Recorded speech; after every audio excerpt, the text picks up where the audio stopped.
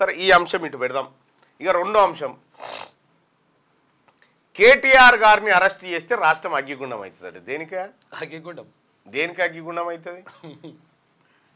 బార్డర్ల సైనికుడా, లేకపోతే రెండు రాష్ట్రాల యుద్ధాలను ఆపినోడా, సిపాయా?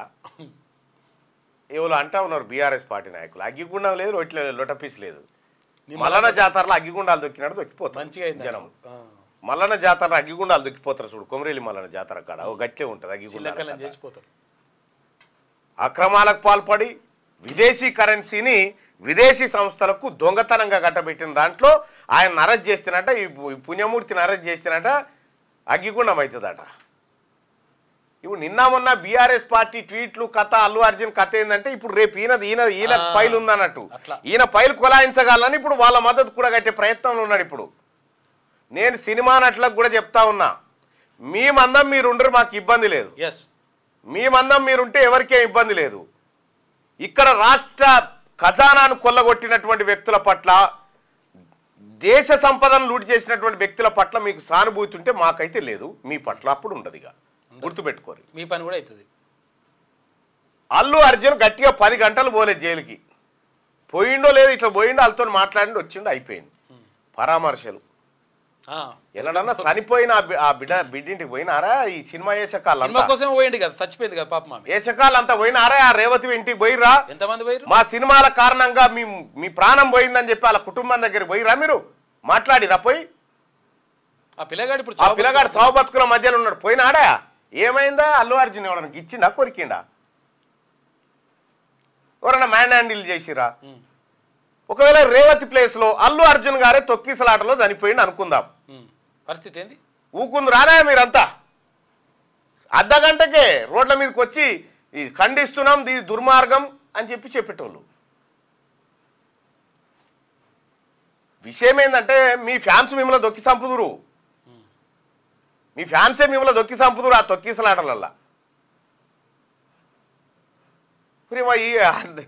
ఈ అల్లు అర్జున్ గారు ఇంటికాడ బయట కుర్చీలు వేసిరు, ఛాయోని పిలిచిరు, వచ్చినోని ఎదుర్కొండు, కౌగలించుకుండు, పంపి. దేనికోసమయ్యా సార్? నాకు అర్థం కాలే.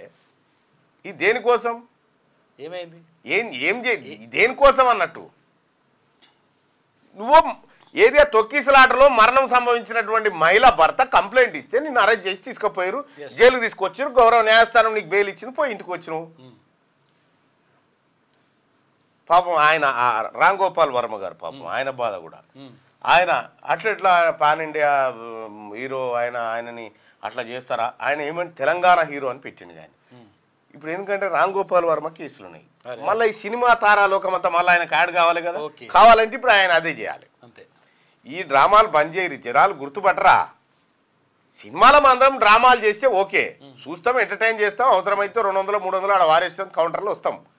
అంతేగాని బయట కూడా డ్రామాలు చేస్తా అంటే నడవదు. ఈ రాష్ట్ర ప్రభుత్వం ఏదో మిమ్మల్ని కక్ష కట్టినట్టుగా, మేము ఏ తోటలో కాయలా మిమ్మల్ని మేము కక్ష కడతాం, మాకేం పరిపాట లేదా? పొలిటికల్ లీడర్లా మాకేం ప్రజలు లేరా? ప్రజల సంక్షేమం పట్టదా మాకు? మా పనులలో మేము బిజీగా ఉన్నాము.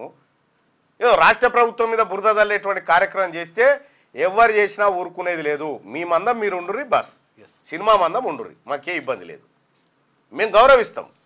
అందులో సినిమాల్లో ఉండి ప్రజాసేవ చేసేటువంటి చిరంజీవి లాంటి వాళ్ళు చాలామంది ఉన్నారు, వాళ్ళని గౌరవిస్తాం. వాళ్ళకు వచ్చినటువంటి సంపాదనలో కొంత మొత్తాన్ని పేద వర్గాల కోసం దానం చేసేటువంటి చాలామంది ఉన్నారు, వాళ్ళని గౌరవించుకుంటాం,